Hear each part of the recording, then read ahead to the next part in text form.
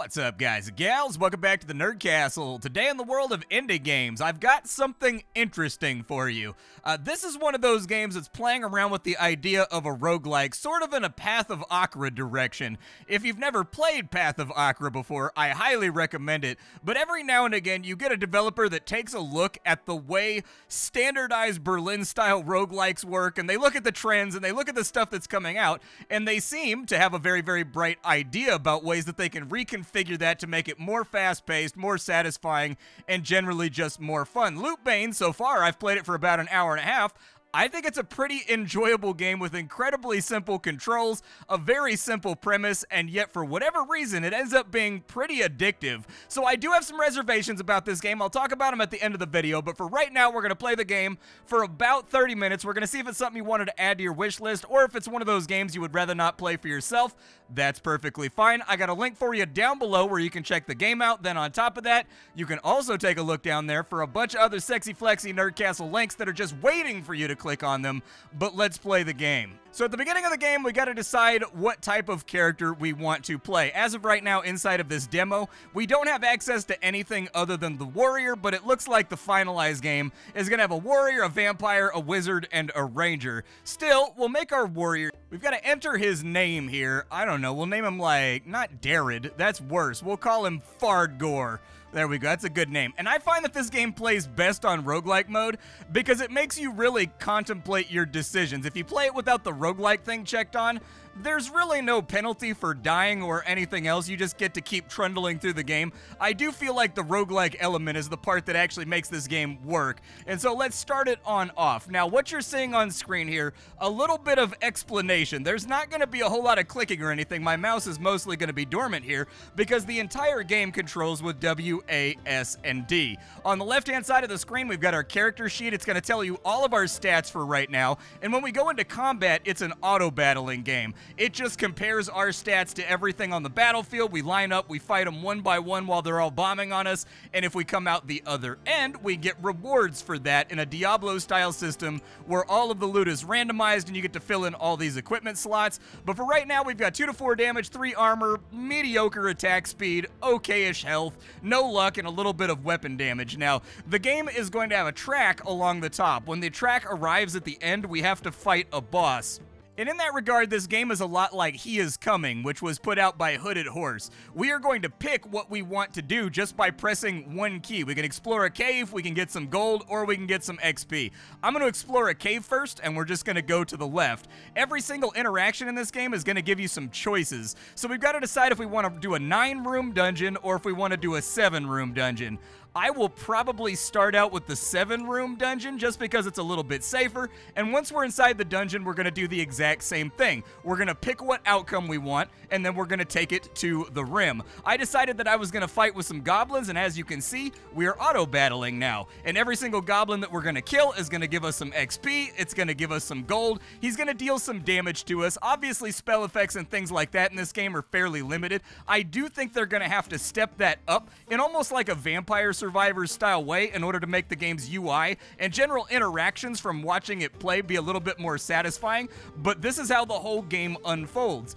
There will be random nodes, you decide what you want to do, and you've got to cut a balance between enriching yourself, getting more equipment, making sure your stats are on the way up and that you're leveling up, but also making sure you stay healed, that you're going back to town to bank and save your stuff before the boss arrives and you find out whether or not you're strong enough. I'm going to go for the 3 or 4 enemies because we did pretty well the last time. Yeah, it seems like we're cleaving our way through them right now. I don't know what this asset pack is called, but this is the same asset pack that I think that they used for Heroes Hour and about a million billion other games. I don't really mind it. I actually find the graphical stylings of this game to be charming, but we need to heal for right now because our health is getting a little bit low, so I'll take the healing. Then we'll go for 3 or 4 more enemies just to make sure that we're enriching ourselves and keeping our cash stacks going up, because as we get further on into the game, there's going to be stores and stuff like that we can interact with, which are greatly going to increase our chances of surviving.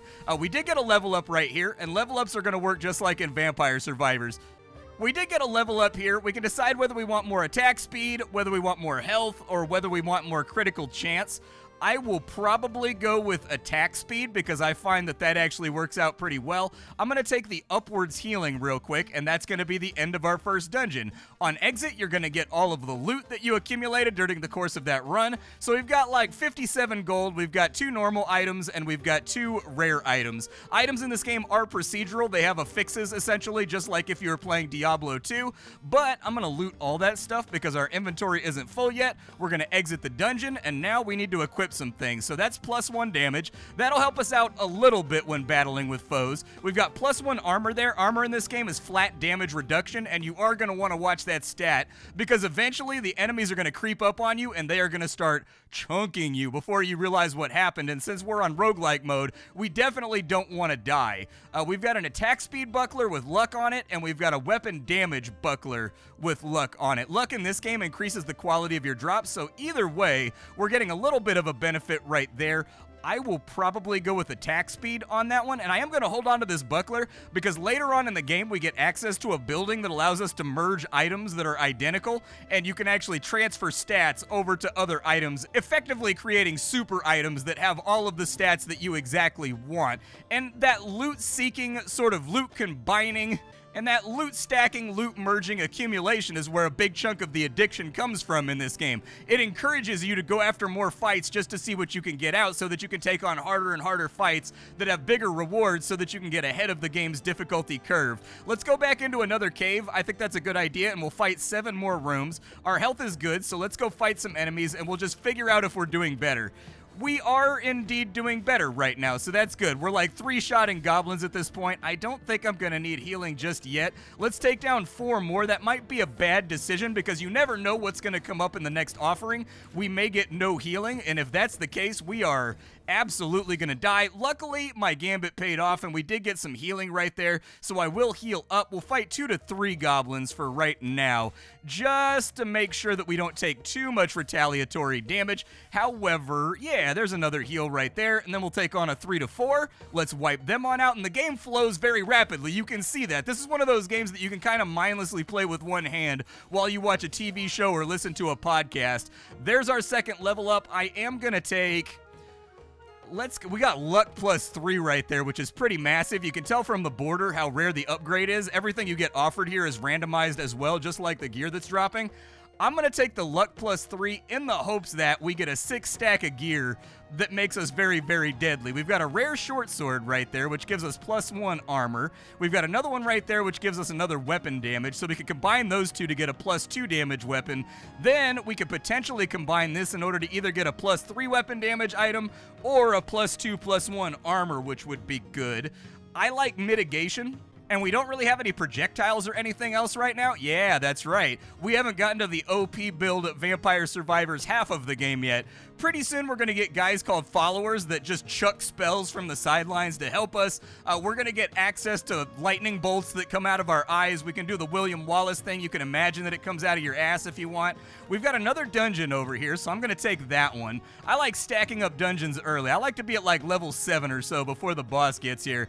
I'm going to take the 10 room, and let's just keep rolling. I'm going to speed these up to the final speed. That way, now that I've appraised you of how the game works, we don't really need to take it slow anymore. Let's get the real idle gaming going. And so they've been taken care of. I'm going to catch a quick heal right there. 3 to 4 enemies on the right. We're going to wipe them out real fast. How's this doing for my XP? We are getting a solid chunk of XP each time we do this. I'll take the healing. We'll take 3 to 4 enemies right there. There are multi-layer dungeons in this game where the enemies level up in between floors and get stronger. Those tend to be the real big risk that you've got to really think about because you don't know exactly how going down a level and all of the enemies getting +1 level, +2 level is actually going to affect the outcome of the fight. I can tell you from experience over the last hour or so, levels matter in this game, and they will bring it to you. A little bit of healing, and there's another dungeon down, and we filled in some of our empty inventory slots, which is good. +1 weapon damage chest right there, which is great. I would like it if the portrait of your character actually changed and reflected the gear that you're showing off right there. I would also like it if this little character down here had minor changes as he leveled up and got stronger. I do like that sense of visual progression. The game is completely lacking on that front, but it's still a fun game independent of it. Let's wipe out a few more goblins, and we'll see where we land. This should be a level up after this batch of kills. Yeah. I'm going to re-roll because we're like swimming in gold right now. We've got +3 health right there. That'll take us up to 65 HP, which will be nice. I'm going to heal to fill in the bar that we got. And then let's keep on fighting with the enemies. I would almost suggest you take this health bar and have it along the bottom. That way it can physically get larger when you get more health, and it does like a whoop, whoop, whoop, whoop, whoop, whoop thing and grows with like sparks flying off of it. Those kind of little details are what the game is utterly devoid of. Once we start having spells and things like that too that we can cast, they are not very visually stimulating, and I think taking this game in a casino direction, because every time you're taking one of these fights, that's essentially what you're doing. You're pulling the handle on a slot machine to see what will happen next. Ramping up the casino-like nature of this game is going to be a big part of what decides whether or not this game is actually going to be super dopamine satisfying once you get it rolling. We got a ton of loot right there. We did get a helmet, so that's 5 more HP. That'll be good. We'll exit the dungeon. We've got gold and XP over here. I need to find an item merger is what I really need to find, but they haven't given it to me yet. Let's just run as many fights as we possibly can in order to keep that XP meter getting longer, and then we'll figure it out later. Basically, I just watch my health bar while I'm doing these fights. I find that makes it a little bit easier to judge and appraise whether or not you need to go back to town and get yourself healed. Let's take the 31 healing and then 3 to 4 goblins. I want to take the biggest stacks I possibly can as we go forward. Good stuff. We got lots of loot flowing. We are going to run out of inventory space pretty soon, though. But it looks like we're chunking them pretty well. We haven't really gotten a lot of great level up bonuses yet. Let's run it back. We've got Drain Life right here. You heal and damage enemies. I'll re-roll it again. We got Chain Lightning, so it'll be cast at multiple enemies, but I don't think that we have Chain Lightning 1 yet, so I don't think that'll help us right this second. Let's take it, though, just in the off chance, because you can get spells both from leveling up, and you can also get them just from your items. So if I can find an item around that has lightning on it, I think it'll work out pretty well. Let's just keep fighting. Oh, lightning is getting called down. Well, that's good. I figured it wouldn't work without actually having the lightning spell. And you can see it recharging at the bottom. There's a little bar. We got some nicer botas right there, and we got a nicer helmet. I don't know if I want to play with it just yet, though. I think our health is in a good spot, and everything else here is not something that I'm excited about taking. So let's exit. I will take XP, I guess, just from taking chests, I suppose. There's a full heal right there. And now we finally have an opportunity to do something here. So I'm going to start getting rid of a couple of items that I'm unlikely to run, I think.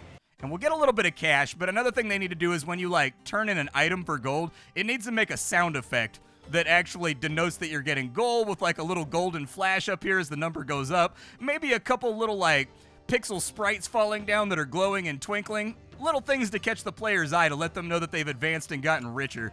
Hey, and we got a buckler. I did a dungeon kind of off camera because we haven't gotten any of the more interesting nodes on this run. But that'll give us armor, and it'll level up our chain lightning, which I think is a good idea. So we're starting to get the nodes about midway through this track right here. We've hit level 6, and I lucked out, and I got a fat boost. I got a legendary attack speed increase for one of my level ups, so that's really, really fantastic. It's going to allow me to attack 25% faster, which is real nice. We can buy some equipment over here. Oh, we've got a buckler that's that's what I'm equipped with. Never mind. Unfortunately, none of this gear looks pretty good inside of here, but we do have rare boots right there that are just flatly better than what we have, so I'd be down for that. Let's maybe throw something out. That way we have room for it, and I'll buy those rare boots right there, and we'll slap those on to get a little bit more HP and a little bit more armor. We've got one of the more advanced enemy types over here, but I need to start selling items. All right, all items sold. I'm just going to hold on to the things that have a higher rarity to work around with. That way we can convert these into epic items a little bit later. We've got another cave and we can sell. Let's test out this extra attack speed. I want to see how much it's actually modified my character. Quite a bit, actually. We're chewing through them a lot faster. As it turns out, 25% attack speeds working out pretty good, and frankly, we're not getting we're getting a little bit of mileage out of chain lightning too. Like, it's softening up the enemies before we get to them, which is good. It takes us less attacks to bring them down. However, the enemies are leveling up now and getting a little bit stronger. There are synergies that exist within the spells. I highly recommend that you look at those and figure out what they are. It will directly actually tag other abilities, and for each ability that you have of a certain class, it will add extra modifiers onto the other spells that are inside your repertoire. Oh, nice, an epic buckler. Hell yeah, let's throw that on real quick. I'll just take those two because I'm not that interested. Well, we got a chain lightning helmet right there. I might be able to merge it or do something. We've got followers on this side. Let's get our first follower.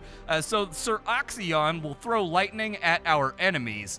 Yeah, that sounds like it builds into the overall strategy that we're playing around with right now. Since we've got so much money, I'm also going to grab another follower right here. Charlie will shoot, it looks like they'll shoot fireballs at the enemy, and it looks like having magic and inferno on there, it looks like we get cooldown to other stuff. So yeah, he can come along. Let's bring him. We can teleport to the city. The city is kind of like a base that you're in. You get automatically healed back up to max when you find the city. And then from there, you can store things inside of your chest. You can sell stuff here. You can also go to the bank and you can actually deposit your gold. And every single time you take a step up here, it will generate interest back at town. That way, in like an hour's time when you come back, there'll be like a gigazillion gold that's just been propagating and multiplying down here. I think I'll portal back into combat, and we've got a goblin keep. Okay, so this one's actually going to have multiple levels. Let's go for a 2-level one. I think that'll work out. I guess I'll just take money. We got 5 to 8 enemies. Let's see how we do here with 5 to 8 enemies. And as you can see, all of my casters, they're actually doing stuff. I would recommend adding a graphic for that, though. So they should be really like throwing fireballs at guys. You should visually be able to see the chaos that your character is unloading on all the enemies that are on the map. Uh-oh, we might die here. Oh no, we made it out. I'm gonna go to the exit because we're beat to hell right now. We didn't even get anything from that dungeon. We just got 54 bucks. There's a free item over here, a free stat point. I will take a free stat point. So we can get weapon damage or we can get attack speed. I think I'm good on attack speed for right now. I want to hit a little bit harder. And then I'm going to check the item shop for anything that might be rad. I don't have any money to re-roll it. Never mind, let's just continue. Let's fully heal. I think that's going to be really important for our survival. And then we finally got an item merger. We want to take this really, really badly. Now, if you click on this button, you'll just skip over this event, so don't do that. That's a mistake. But I will combine these two helmets. And that gives me +1 chain lightning and another attack speed. So that's like 5% more attack speed right there. We lost a little bit of HP on it. I like that armor one right there. I don't know what we're going to get out, but it looks like it took the armor from the pre-existing one. And I don't want to lose my chain lightning just yet. However, over here, we can combine those for a +2 luck. Okay. We could also combine those into a legendary buckler, but I don't think those are actually going to be that great for us. Let's combine those two, and we've now got epic boots that give us luck, attack speed, but we're going to have to lose some health in order to utilize it properly. Let's just combine all this stuff up for storage reasons. That way we can sell it all easier when we get out of here. And then I will more than likely do another goblin keep. Let's go for the 7 gold. And we're going to keep it to 3 to 5 enemies for right now because the attrition that we're soaking on 5 to 8 is a little bit too intense, and it's not allowing us to complete the dungeons in an effective way. Let's go back to medium speed real quick. I think we're losing about 10 HP for each of these fights. Yeah, in that realm, 10 or 15. We'll heal right there. Let's do a 3 to 5 on that side. Another healing, and then we'll do a 3 to 5 right there. I don't know if I'm going to go down to the next level. That might be a mistake. We might have a bad time, but we do get a lot of gold for going down to the next level. It's going to depend what we pull up in the draft. If we get enough healing, I feel like we can hang, but for now, let's walk. We've got a nice helmet right there. I'll hold on to that. If we get an item merger, I think it works out. I do wish that it told you what you were going to get out. I don't know if it's randomized when you combine items or if it's like the top stat versus the bottom stat. I haven't gotten to the bottom of that just yet, but we've got another item merger. Okay, well, let's merge some items then. I will merge my current helmet with that helmet, and we now have attack speed, huh? I will merge these two helmets, and now we've got +2 chain lightning and 1 attack speed. What's my chain lightning up to? It's up to chain lightning 4. Okay, that'll have to do for right now. We could make another epic pair of boots right there. That would let us go up to legendary, but I don't know what we're gonna get out. That actually kind of works. I don't mind that. That actually works out okay. I don't mind that combination right there. Let's take out this small group of enemies. Good stuff. It looks like Chain Lightning's actually clearing for us pretty well right now. Lore and XP. So our best synergy for right now is Lightning Bolt, because I think Chain Lightning carries pretty much all of those same things. It doesn't have Magic Missile on it, but Lightning Bolt 1 is probably going to be what we want to take right there. The Great War ended without a victor, leaving the realm sundered and overrun. Farmers, merchants, and broken soldiers now form ragged battalions to reclaim their homes, but who will venture to the core and silence the elementals once and for all? I like 150 XP. We can get another one over here. Let's do that. I'll take another XP. Yeah, we're getting to where I like to be when it comes to my XP right now. Let's fight some enemies. We are going to need to heal, though, before boss fight time. Oh, never mind. It heals us automatically before the boss fight. Okay, I can live with that. Let's go fight the Baron and see how our build does. He is not taking damage at all right now from all of our spells and everything else. It's a race to the bottom, and I'm pretty sure there's a strong chance we're going to die here. But we shall face this challenge with bravery. Fardgor, like his ancestors before him, will die to the death for Valhalla. He shall not run. He shall not flinch. He shall die. We died. Unfortunately, our build was just not put together enough in order to make it. Let's get back on in there and see if we can start up another one. We've got Fardgor the Second. There we go. Oh, I forgot to put it on roguelike mode. That may be for the best, though, all things considered.